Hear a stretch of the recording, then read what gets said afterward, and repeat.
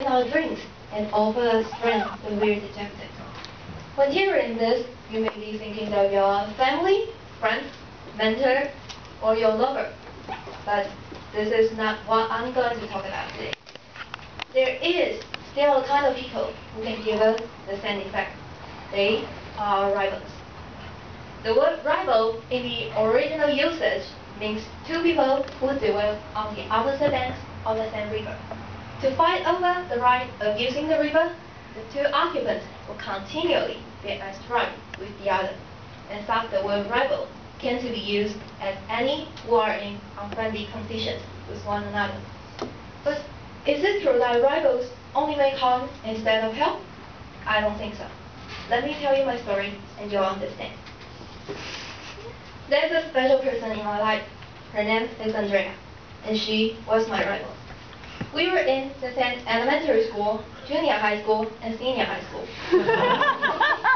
Because of some reasons, we were never bosom friends but acquaintances. However, in some respects, we were quite alike.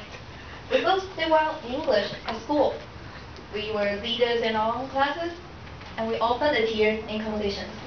Actually, almost every competition Andrea attended, I was one of the contestants too. Because of these reasons, we were called the double queens in our high school. It seems like the competition with Andrea was like a long-term race from then on. Once in a while, she would defeat me in like speech contest, and I would win it back in our next competition, vice versa. So, in order not to fall behind her, I started to improve myself really hard, in English particularly, since this is what we were most often compared with. Keeping challenge myself was like a faith, a goal, and strangely, a respect to her. After all, we all want our rivals to do their best, or the competition would be meaningless. So, also, Andrea was like an invisible partner in my daily life. Because most of my classmates didn't take English as their priority. I can only improve English alone at school or discuss with my father, who is an English teacher. This sometimes made me frustrated when I had some new opinions about English novels and movies. I had no one in my class to share with, since it was obvious they were not interested. But as I was questioned, why am I doing this so hard? The thought of Andrea always remind me why. She reminded me that there was a girl in the other classroom that maybe was in the same condition with me. Realizing this, I know the greatest comfort for both of us will be doing my best and looking forward to our next competition.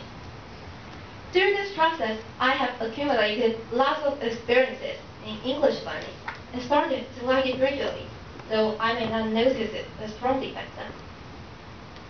Finally, when Andrea and I were in second grade of junior high, we too and a group of peers had the chance to cooperate in the county drama contest representing our school.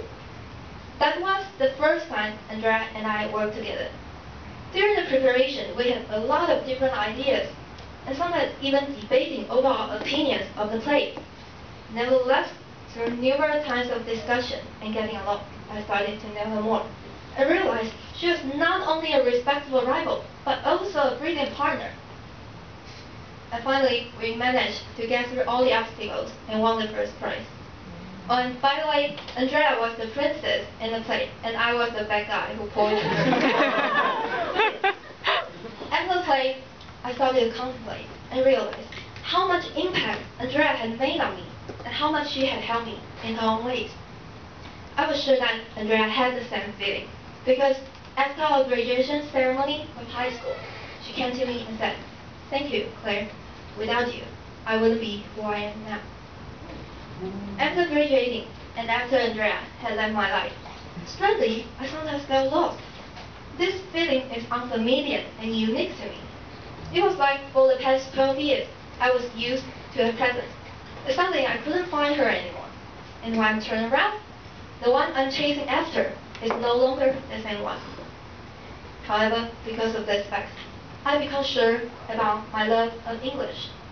I once thought that English was what I used to compete with Andrea. It was true, but there was something more.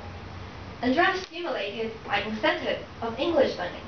But finally, I realized it was my own desire in language that had kept the passion so long. It is the only explanation of why, after Andrea has gone in my daily life, I still have the strong interest to learn and know more about English. Also, I came to think, is competition that important? Is it? Well, yes. Live with others, but with yourself. Rivals are meant to come and go. But if I myself is the one that I compare with, that's the only way to keep on improving. Looking back and realizing, every day, I learn something more, I experience something more. I get a big family in Toastmasters, and I have my own dreams to pursue. That's when I know I can always challenge the Claire yesterday, and looking forward to the Claire tomorrow. So these are what I learned from my rival, Claire. Rival? Andrea. Sorry.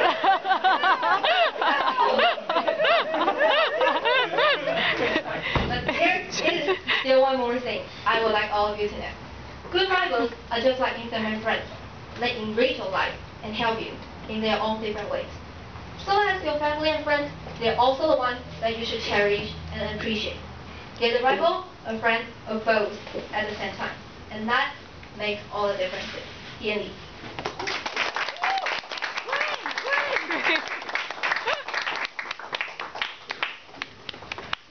Okay, so now let's welcome our next speaker, Charles Chen, and his topic is the truth about oil. Let's welcome him.